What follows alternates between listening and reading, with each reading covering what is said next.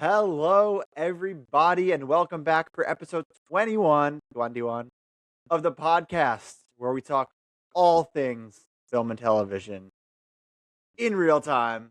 My name is Ryan, and I work as a set designer in the film and television industry. And I'm Noah, a broadcaster for the Northwest Arkansas Naturals AA affiliate of the Kansas City Royals. Let's fucking go. And we're talking about Project Hail Mary and Harry Potter and how Ryan and I are both wearing a Growfit, question mark? Yeah, it's a gray outfit. We are. Yours has a nice collar, though. Mine. A little bit, yep. Yeah. But this is an exciting week for both of us right now. Kind of the main reason, Noah, I mean, it was you and me who decided to do this podcast, is that we're both kind of in the entertainment world. I mean, to a degree, I guess you consider yourself entertainment, right? Sure. What you do? I try to entertain. You entertain, of course. I strive to entertain. And because of that, our jobs are always changing, and we're going new places, and that's why, if this is your first time watching, you notice Noah had extra emphasis on his job title because this is his first week working as a baseball commentator for Arkansas. But what's the team called again? It's a mouthful. You could just call it NWA, which, if you're a music fan, that's obviously the rap group that talking about movies straight out of Compton, focused on the group NWA. So you could call it the NWA Naturals, and it's actually after the movie The Natural, the baseball movie. No way. Okay, the NWA Naturals. Where does Arkansas? Arkansas, is that the A? Yeah, Northwest Arkansas. Northwest Arkansas Naturals. Naturals. Right. It's a mouthful. But yeah, no, it's the AA affiliate of the Kansas City Royals. So I'm here in Arkansas. I'm not in my New York office, my New York podcast studio anymore. Yeah, I feel like now that you're settled here, we're gonna have to get maybe a little bit of posters on the wall. Oh, I have something to make your podcast setup just look a little.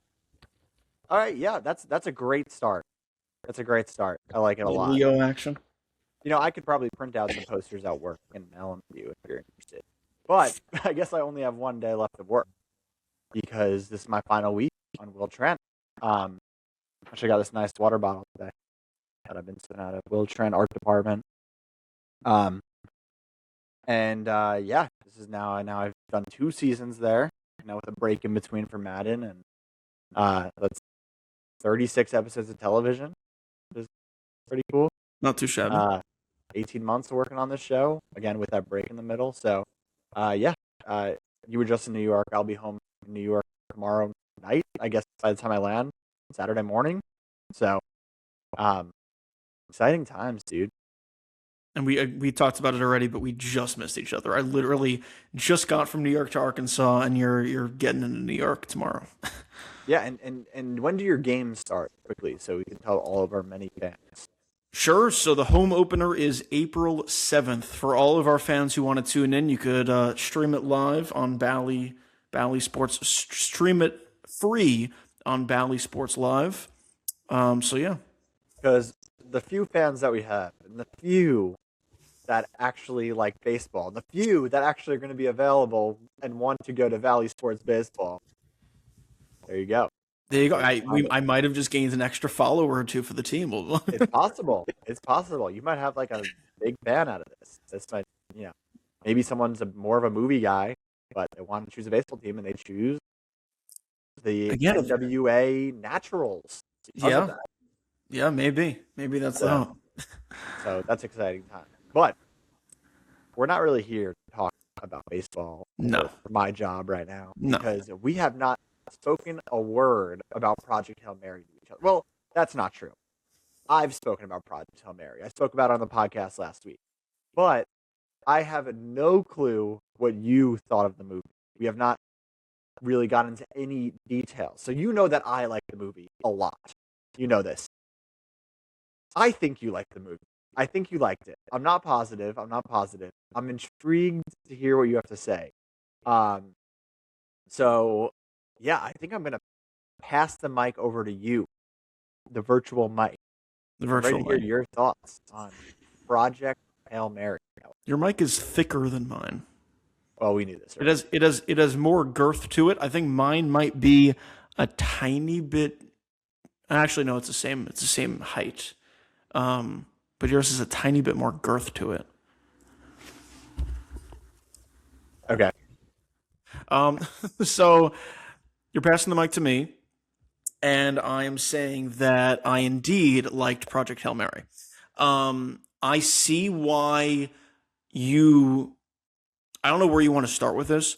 I see why you knocked it down a peg from a 5 to a 4.5. I would definitely not give the movie a 5 out of 5 stars.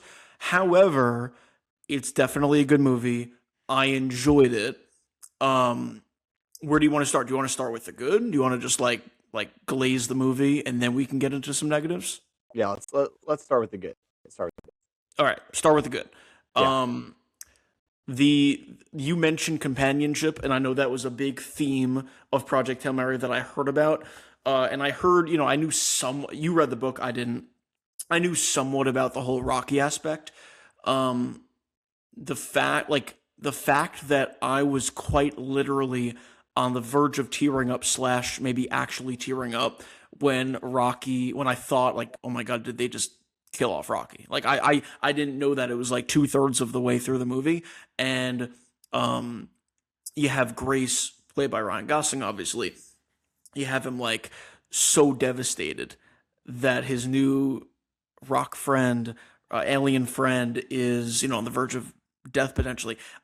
The way they made me care for that character is just they did such a good job. And the bond between them was fantastic. I love the fact that I believe I forgot what her name is. The one who it was revealed toward the end was actually evil. The one with the government, with NASA. I forgot her name. Strat. Strat? The evil, the lady, right? The lady, yes. Yeah, The one Strat. who was singing the Harry Styles song. Yeah. The fact that she said the line, and I'm not going to quote this exactly right, but she said the line to Grace that was like, "You're going here because you're going to find someone that the planet is worth saving, because he doesn't have anyone. That's the whole point. He doesn't have anyone, but he still wants to stay on Earth. He still wants to stay, and he doesn't want to go on the mission. He really doesn't want to go on the mission." And the fact that she says that, and then he ends up finding that person, which isn't even a person, it's a freaking alien, and he names Rocky and everything, and they're able to communicate. It's just so heartwarming. It's so phenomenal. It's such good storytelling. And then at the very end, of course, he goes to the planet with just a bunch of Rockies, and so it was really, really good for that aspect of it, especially the companionship aspect, the Grace and Rocky aspect. I really enjoyed all that stuff. And right, yeah, because I mean, the theme of him, he's a bit of a coward. You learn as it goes on, right? So you learn he's a coward, and he needs someone to be brave for, like you said, and he doesn't. The big twist is you find out he doesn't want to go on the mission, right? And the arc is completed because when he realizes Rocky's in danger, he knows he probably will never return to Earth, but he decides to go and save him. So he's still saving Earth by sending the Beatles back with information, but he makes his decision to put someone else above himself and his fears. So yeah, it's the strong part of their relationship. 100%.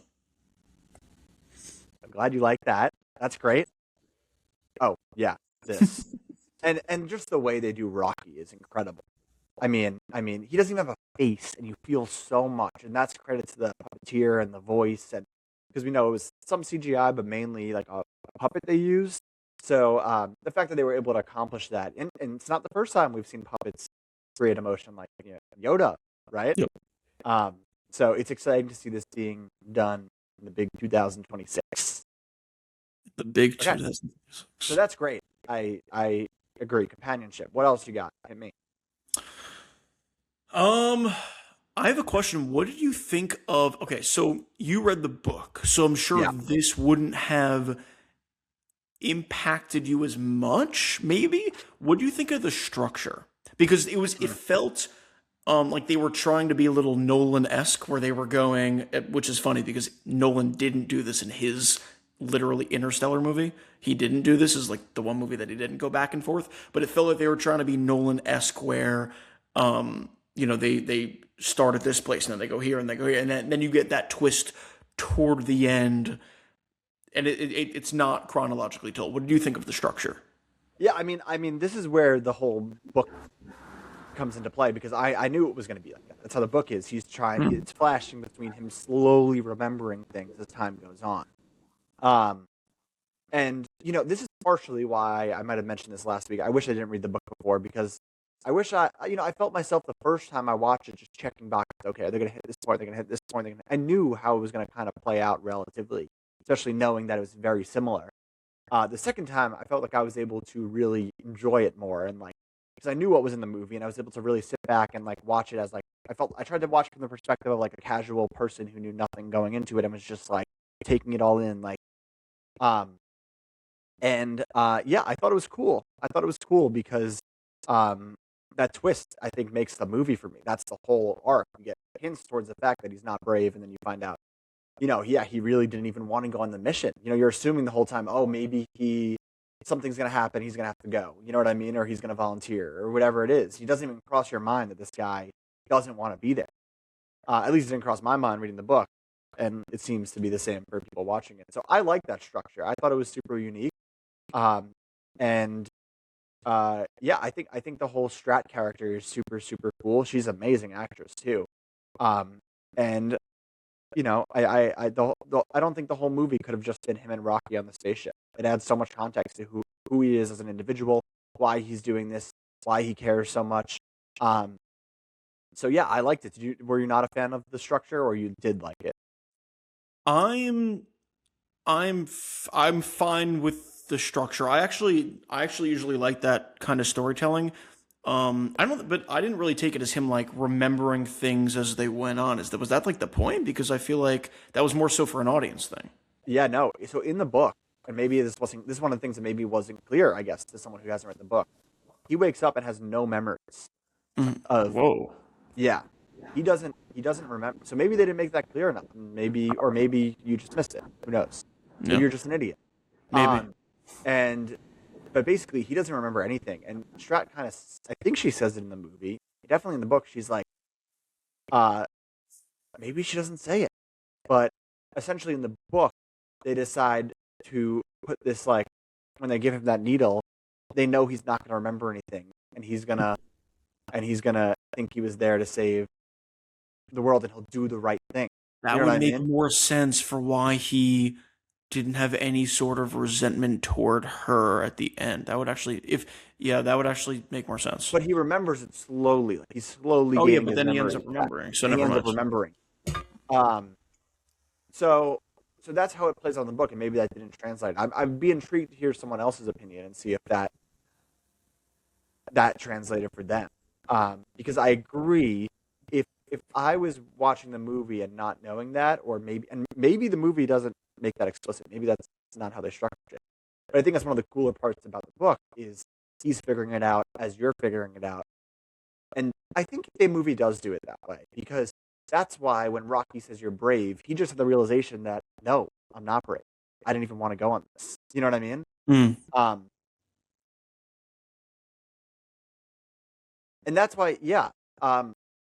They could have That's why shown he's that better. yeah. Maybe they could have shown it better. Maybe they could have shown it better.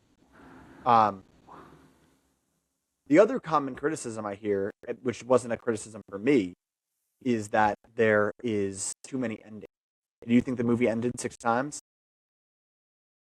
Like people keep saying they think the movie was going to end and then it kept going. I think it So was going to end. like a Return of the King situation.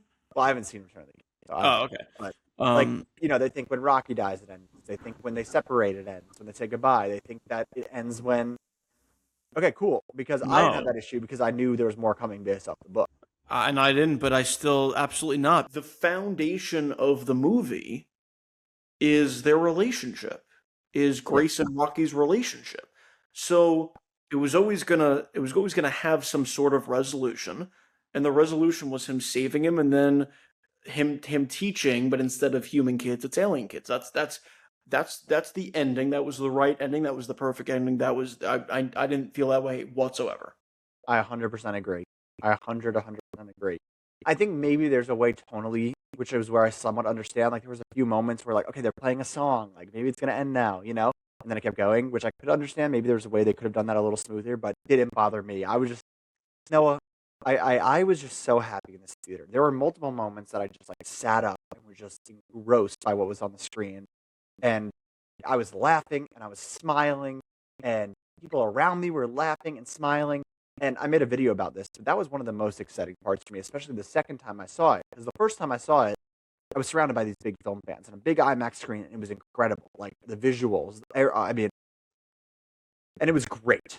The second time I saw it, I went to a laser at AMC, and I saw families and kids and grandparents and all ages and genders and ethnicities and everyone there laughing and smiling, and that's what the theatrical experience is all about, you know. Um, and I was just so happy both times I went to the theaters for kind of different reasons. And it's a type of movie that we need today. It's optimistic. It's happy. You know what, Noah? You know how I want to make movies? I mean, I'll never make a movie this good. Maybe, who knows? Maybe I will. I'll manifest it. I'll make a movie this good. That being said, this would be the type of movie that I would want to make. Like a feel good, funny, optimistic, happy, but thrilling and adrenaline pumping and emotional movie. Like, this is a movie that anyone can enjoy. If I was a kid, this would be probably and it's one of my favorite movies ever. But if I watched this as a kid, I'd be like, this is my favorite movie ever. Like, It's one of your favorite movies ever? if I was a kid watching this, I would Okay. say that this is like one of my favorite movies ever. Like, I would be mind blown by this. And yes, I do think it's one of my favorite movies ever. I think it's in my top 25. I thought it's that good. Top 25. Wow. Yeah, yeah. Oh. The more I think about it, the more I love this movie. I love everything it's trying to say about friendship and bravery and companionship. And the way it was made is huge for me. I work in the film industry, that they built all these sets and that the sets actually rotated and they used puppets and they didn't use green screen, and just everything about the movie worked. Every single thing. Sure, I can nitpick little tiny things if I really want, so maybe not every single thing, but literally 99% of the stuff in the film worked for me. And yeah, I loved it. And the more I think about it, the more I love it. Do you think a message, like a message of the movie, is if you put someone in like, obviously NASA was, in my my perspective, I feel like that's an evil thing they did. Literally drugging him and forcing him to go on the mission. Like that's straight up evil. Do you think a message though was put someone in an extremely difficult situation, like force someone into an uncomfortable situation, and they'll you'll get the best out of them and you'll get the most out of them? No. Okay. I think you're on the right track. Well, first of all, the best villains are the ones that kind of have a little bit of justification to it.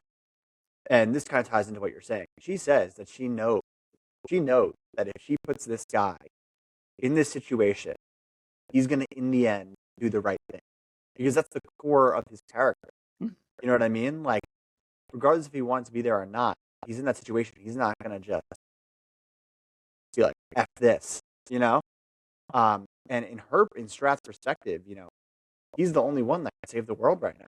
He's the only hope they have. This is a Hail Mary. And she's going to do whatever she can in the rare chance that he's going to save the world. You know what I mean? When the other two scientists die. So I think kind of on the lines of what you're saying, I think the message is if you are good at heart, which not everyone is, and you are put in, if you are good at heart and you are put in a uncomfortable situation or a difficult situation, you will in the end make the right choice, not only for you, but for the people around you. I think maybe I don't think I worded that perfectly, but I think not everyone's going to be. What did you say again? You said what you just said without the good heart thing. Because not anyone can be put in that situation. Yeah.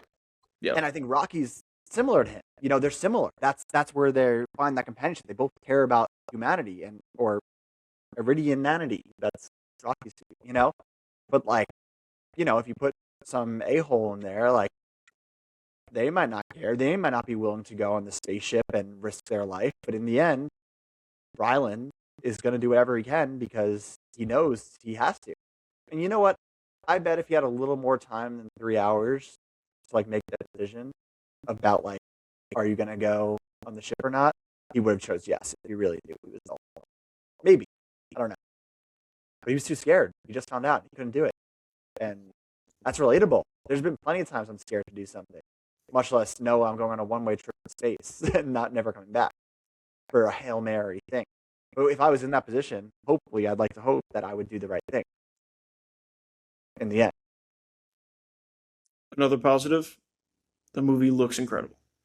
It looks It incredible. looks Greg Fraser, cinematographer of Dune, Dune Part 2, The Batman, creator. He's incredible. Incredible. I mean, again, like I said, I felt like I levitated out of my seat a few times. Did you think you were spinning at one point? Did you go in IMAX? I went in IMAX. There were two different times. Actually, it was either once or twice that I felt like I was rotating. Yeah. I was like, I had to look at my hands to like reorient myself. Like, yeah, I'm not spinning right now. So cool. Yeah, it looks beautiful. It looks beautiful. That I'm mainly referring to that sequence when I say I like lifted off my chair of like when he's in front of the planet, and then you can see the oh my gosh, what do they call the huh? Astrophage? So astrophage is the one that's taking it, but then the astrophage is the predator, the amoeba, or the hold on, again. What is astrophage predator? Amoeba. There we go. The amoeba. You like see all the red amoeba around. I mean, incredible. Hey, another pro, Ryan Gosling. What do you think? Good looking guy. That's what you're asking, right? He was No. he was really good. Um, one of the negatives I have, actually, yeah, one of the negatives I have isn't really on him at all, in my opinion. So I think he's great. I think he's really good. I don't think he's like a lead or anything. I don't think he's just like, but he's so charming and he does such a good job of being charismatic enough to like make you relate to him and I being just like don't know. funny to make you relate to him, but also be like, you know what I mean? Yeah, I just don't know anyone else that could have pulled that off. I mean, he's spending most of the movie either talking to no one or a puppet, you know? And it feels natural. It feels so natural. That could so, and it's one of those performances that almost goes unnoticed in that way because it could so easily feel awkward. Like imagine talking to yourself in the mirror or talking to. I watched this movie Mercy the other day. Chris Pratt, Mercy AI movie, and he's like sitting in a chair and he's talking to people through FaceTime the whole time, and you can just tell they're not in the same room. Like it is so difficult to like actually make it sound natural, and I just think Gosling is incredible. He's a movie star. He's a movie Yeah, star. or 100%. I was gonna save this question for the end, but I'll just ask it now. This might be a silly question. Or actually, I don't think you're gonna think it's a silly question. Does this movie have you any more excited for Starfighter? Yeah, it has me more excited Okay. because I can't wait to see the next thing that Ryan Gosling does. I've loved. I mean, I did watch what's it called the other day, which you said you agree was a mid movie. The Nice Guys, right? Mhm. Yes, you saw that. Yeah. But besides that, his last run of movies are all. I loved Fall Guy. I don't know if you've seen Fall Guy. I loved Fall Guy. Did not get enough. I saw Free Box, Guy. Fall Guy. yeah, Fall Guy's different. Did not get enough box office traction, but incredible movie. Everyone that's seen it, I think, really liked it. Emily Blunt's in it too. You should check that out. Blade Runner 2049, incredible movie. I mean, these are, and then I was Nice Guys. Was fun. So like and both of those movies flop. So hopefully this allows him to get some more people in the theater to see his films because anything he's attached to, I pretty much enjoy. So like I really can't think of a Ryan Gosling movie that I strongly dislike. Um. So let's get into some of your negatives. You said you have a few negatives. Let's touch on a few of them quickly. Sure. So I guess I'll start with the comedy. I There were a few times I laughed out loud, but I enjoyed it. There wasn't a time where I was like, ugh, this is annoying, this is frustrating, like I am with some things. I just didn't like. I think a lot of the jokes just didn't land for me. Oh, I so disagree. See, I I'm not. See, Noah, I'm not a big comedy person, and I think sometimes when a movie is like forcing comedy, it doesn't work for me. And I felt like That's this what it did felt not like. force. I felt like it didn't. I felt like all the comedy came from like not like jokes that are staged. It felt like natural in a weird way. It didn't feel forced to me at all. It felt like all of it came from how Ryan Gosling is performing and the dialogue of Rocky, and like none of it came as uncomfortable or forced, in my opinion. So I disagree. Yeah, I think the best comedy was when Gosling was just like being his really good comedic actor self. Like for example, in Nice Guys, I do think Ryan Gosling is really really funny. I think Yes, he's the best part of that movie. I think his like silly, when he screams. yeah, amazing, hilarious. He's the man. He's awesome. Um, We I forgot Barbie when we were just saying Gosling movies. By the way, also like what's up? we forgot to say Barbie when we were naming Yeah, Barbie. Gosling movies. Remember the Titans? How about that? A Yeah, shot from the dark, a shot from the past. So I think when he was there were a few times it felt natural and it felt like, oh, this is just like Gosling being Gosling and it's hilarious and it is funny. I just think the jokes felt very forced. The fist might bump. They said that like three times, and the first time it got like a little chuckle out of me, and then they overdid it. There were other examples. The thumbs down thing was fine. I liked that.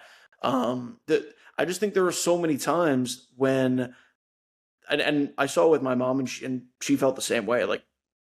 There were so many times when it felt too forced, and if there were times when it was going for humor over and over and over again. When I like wanted the just like the friendship aspect, and I didn't really need more comedy. I don't know. I just yeah, it didn't really land for me a lot of the time.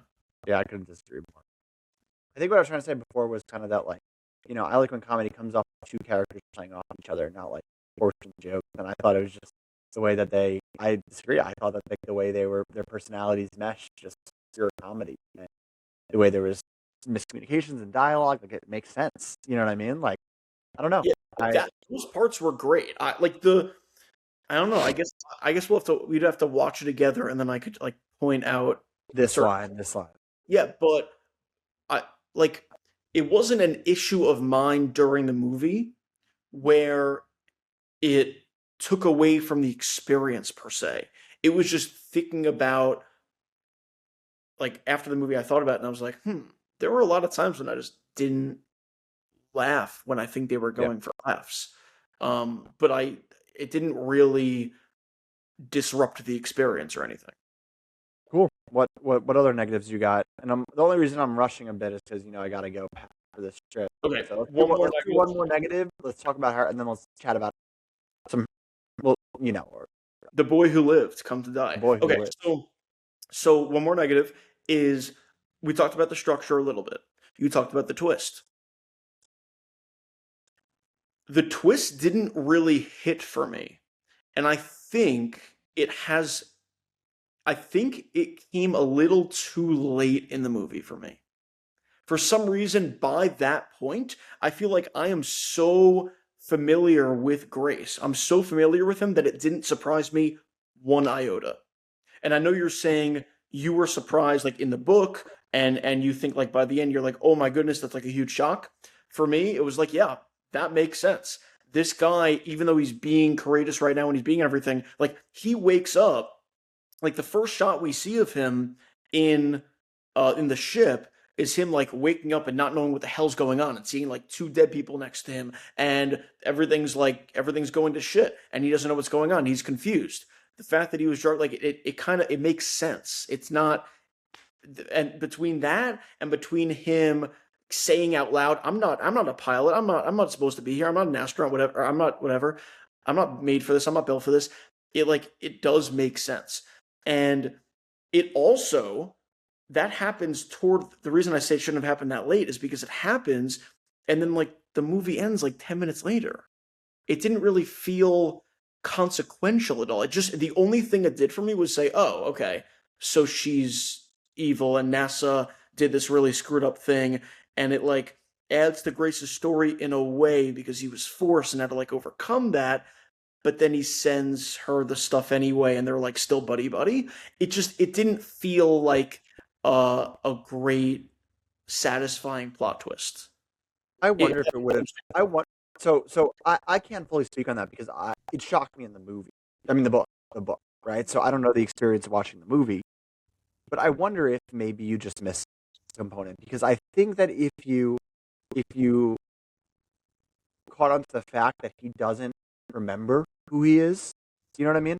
Like I think he does say in the beginning when he's flustering around the ship, he's like, "How do I know that? How do I know that?" Like he doesn't know who he is, and each time that you flash back, he's remembering a little bit more. You know, he's remembering a little bit more about who he is. So to him, he's assuming in his brain in the book that something must, as he's learning more, he's like probably assuming the same as you're assuming in the book. I regardless of who I am and whatever, I chose to be here. You know what I mean? I must be useful in some way. You know, and that's why he says he's not a pilot because he realizes he's not a pilot. He would know how to work the ship even if he doesn't fully remember. He would at least know how to work the ship, but he's not a pilot. He remembers. Oh, I'm a science teacher. I'm a this. I'm a that. How did I get here? I must have some sort of reason, whatever. And then he has this realization where it breaks him. Oh my gosh, I wasn't even brave enough to be here. I'm forced here. You know what I mean? Like I didn't choose this. Like it's an accident that I'm here. You know what I mean? And then that's why it's in my eyes, it's so powerful when then he makes the decision to go and save Rock. You know what I mean? But he didn't make the decision to go and save humanity. Like he was like, I want to just stay back and teach my kids. You know, like you won't have any kids. You know what I mean? He's just not brave enough to do that. So I do wonder if you pick up on the fact that he's not aware of this till that moment, and that's why that's why Rocky says you're brave, and he has this look of like I'm not. You know what I mean? Because I don't think it happens in the last 10 minutes. I think it happens way earlier. I think it happens about for the last half an hour. The twist, Really? because It felt like before they're saying goodbye to each other, you learn that Grace did not choose to be there. Okay. Anyway, yeah, I you think should rewatch it. No, I should definitely give it a rewatch. There are specific times I'm thinking about where they definitely, I think, could have made it more clear, but like you said, maybe I just didn't. maybe. Yeah, Maybe I don't know. I wonder if you call your mom. before, maybe, but you know, I should. I mean, either way, I should give it a rewatch. It's a good movie that I enjoy. So, did you like Send Help more? Yes. That's a hot take beyond belief. Yeah, no, it probably is. I probably like Send Help more than 99% of people. You know, Project Hail Mary has 4.4 stars in the top 100 movies of all time on Letterboxd. Highest rated. It's top crazy. 10, you just said?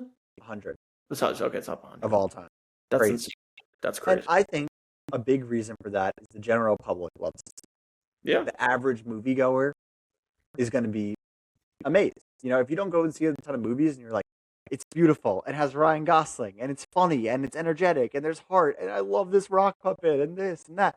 And it is the type of movie that you're going to be like, come, bring your friends, bring your family. Like, most people are going to enjoy this movie, I think. I enjoyed it. I'm a glazer. I loved it. I have two negative. I know you said there's only time for one more negative. That was it. Like those are the two things that I was going to say on that side. I definitely have more positives than negatives. I really liked this movie. It is, I mean, it's my second favorite movie of the year just because I loved Send Help. I should probably give both a rewatch. Maybe I was a little too high on San Helen. Maybe I'm a little too low on Project Hail Mary, and it deserves to be in the top 100. I think that usually is the case where like I think people should watch stuff twice. So Yeah, and I don't think it's a top 100 movie ever. It's just, you know what I mean? Like, I it's think one of I my think favorites, but but like in terms of all the movies ever, like it's probably a little high for it. But I think the general public ranked it as that because most average movie are like, I love this, and that's really special because it gets people to come in. Gosling said, I don't know if you saw this. He said, yeah. "It's not our job to tell people to go to the theaters. It's our job to make stuff that makes people want to, whatever." No, And it's like, he said, yeah, he said it's not your job. He said, like, people, we need to bring people to theaters, and it's not your job to keep theaters alive. It's our job to make things that are worth seeing so that you can come to the theaters. And and this we is hope that, yeah, and this is a movie that's worth people coming to the theaters to see. yep. And I'm just I'm just happy. I hope there's more stuff, original stories about this. And I love that it's getting word of mouth and just more and more people. It's going to be big. It's made so much. Ryan, it's crazy. We saw this trailer during the Super Bowl. We talked about it on the episode right after.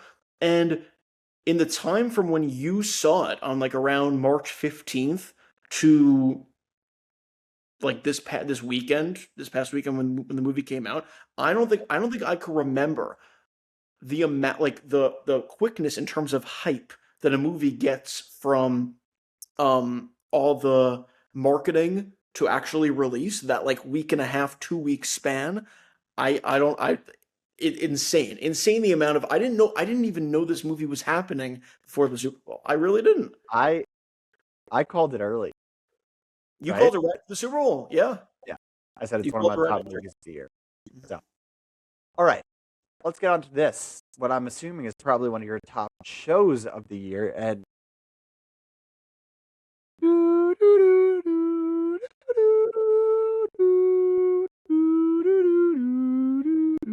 I just got these glasses the other day, but they do kind of look like Harry Potter glasses.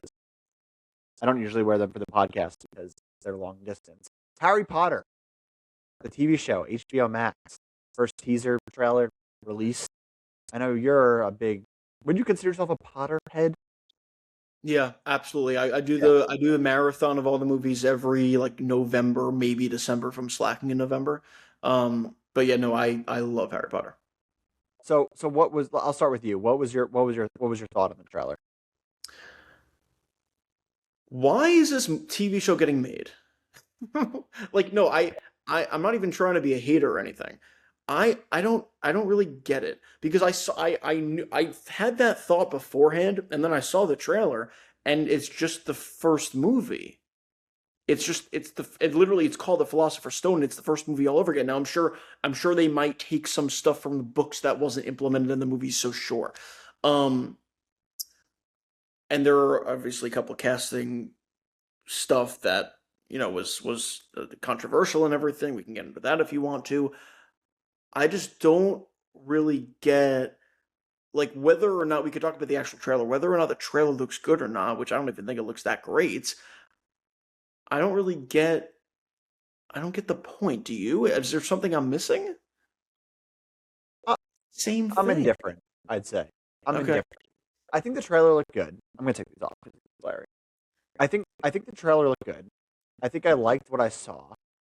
Um, I'll watch it because it's Harry Potter. But I guess the other side of the argument is like it's for a new generation of kids, and of course they always have the movies they can go back to.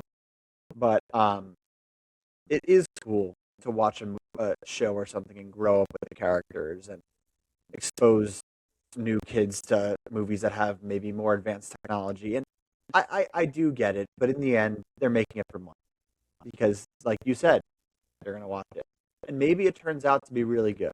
Maybe it turns out to be really good, and you can't get so much of the differences, I'm sure, from the trailer because I agree, it's very similar, maybe a little darker in tone, actually. Um, but um, yeah, I'd say the main reason they're making it is for money, because because maybe they think the new generation of kids doesn't want to watch older movies, and this is a better way for them to get involved and grow with the characters and watch new seasons and bring in some more stuff from the books and add more. It's a TV show, not a movie, which I'll respect. At least they're not redoing the movies. It's like, okay, maybe there's room for more character development and things like that. Um, so I don't know. I don't feel strongly either way, I guess. I don't. Look, I'm I'm not. also. No, what's up? No, you go. You go. No, like I'm not. Again, I'm not. I'm going to watch it, and I'm obviously going to have an open mind because if it's a well-made show, it's a well-made show, and I'll enjoy it, and I'll be happy that it's really well made. But I maybe okay. Here's what it is. I've said this one time on the podcast before. I love the Harry Potter movies. I do think out of all the the franchises that we've both watched, I do think Harry Potter is the best movie franchise. I've said that once before. I'll say it again.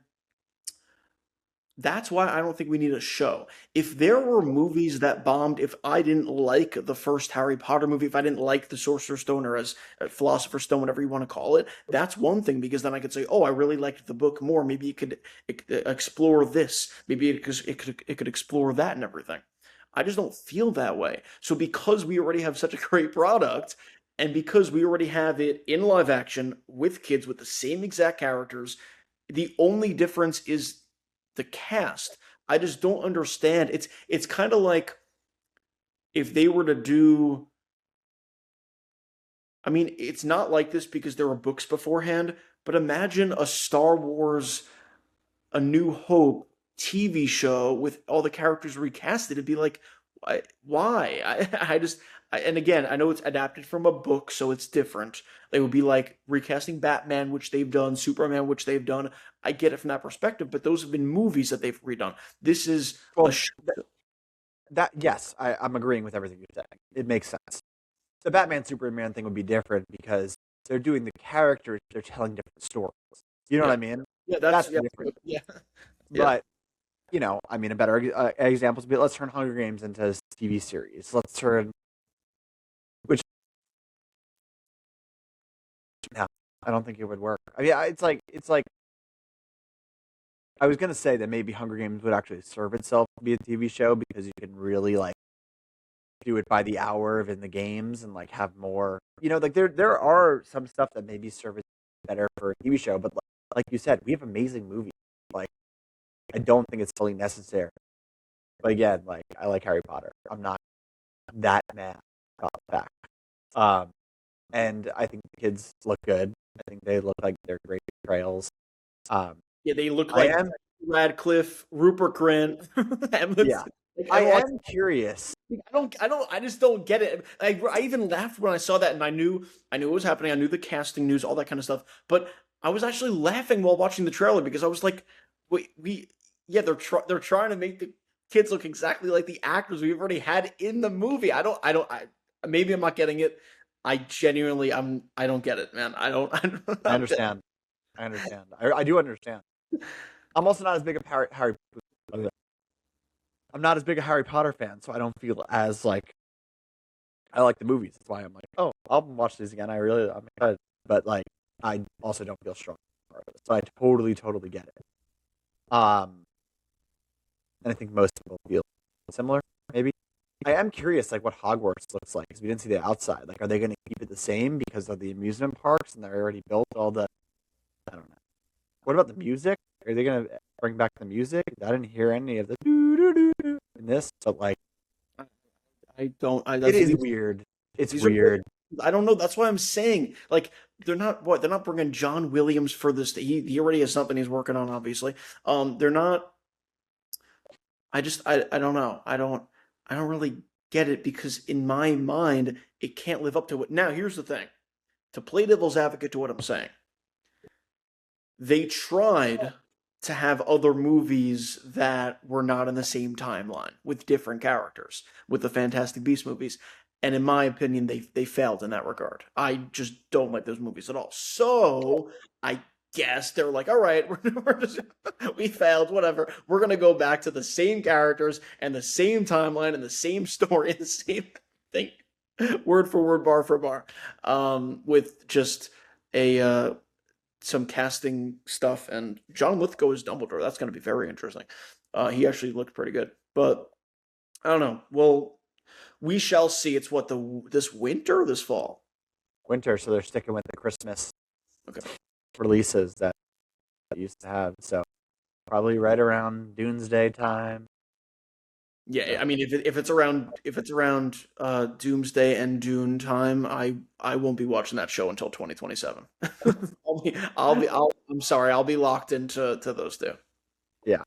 Anyway, I agree. I understand. I totally get it. I just don't feel as strong. But yes, I get it. Was there anything you liked in the trailer specifically? I mean, my main takeaway from the trailer is just like seeing how everybody looks. So John Lithgow as Dumbledore, the kids, they all look good. The scar looks, I think the scar looked normal. Um, and then of course you have the difference in Snape's in the Snape actor, where that casting changed. So we'll have to see how that plays out. Like, are they like I don't know. There's a lot to get into with that, but I feel like that's the main like one of the main takeaways and one of the main like storylines going into the show of casting Snape as like a black actor as opposed to Alan Rickman, who is obviously white. And you might ask, what are the implications? Well, is James Potter going to be after the one black kid in Hogwarts? And is James Potter now a racist? And like you can get into all that story, that conversation. I really hope they don't go that route. I'm sure they won't. But it's just I don't know. Like like I'm happy for the actor and everything getting the role. There are just I don't know. There are a lot of conversations like that that we could be having that I guess we don't really need to have them until James Potter yells a slur or something, and then it's like, all right, well, this show sucks. Go fuck itself. Yeah, yeah. I mean, I don't personally have a problem with it unless something because Yeah. then it's yeah. You're right. We can't comment I mean, until he. because Let's remember. James Potter goes after Severus. Like it's Severus is the lone kid that he decides to go out of his way to bully. Let's that like just throwing that out there. So it's well, just a, I guess it depends how many. But if there's a the original Harry Potter movies, there's like one black kid. yeah, So if like James Potter's surrounded by people of all the different ethnicities, then yep, it's not that. You know what I mean? yes, So yes. They need to do that, and I'm sure they will. So yeah, and I'm sure they'll do that. So and in that sense, I don't think that Snape's color of his skin is a part of his character, so it doesn't bother me. You know what yeah, I mean? yeah. The Like only I agree. Like the only thing is the James connection, and that's an easy solve. So yes, I agree. so we'll see. Anyway, um, let's wrap this up. Let's wrap this up. Um, Noah, congrats on the job. I'm glad it's going well. Week one. I'm excited to hear how week two is next week. Yeah, We'll probably be recording from my house, so I won't have in my New awesome York, background in New York. Nueva York. Um, New York, concrete jungle. Okay. Um, this has been fun talking about Project Hail Mary, talking about Harry Potter. Maybe not as fun. No, it's fun. Of course. Um, Make sure you follow us on Instagram, TikTok, and YouTube, and Apple Podcasts, Spotify, which Noah has to update. And this has been Ryan and Noah talking all things film and television in In real real time. time.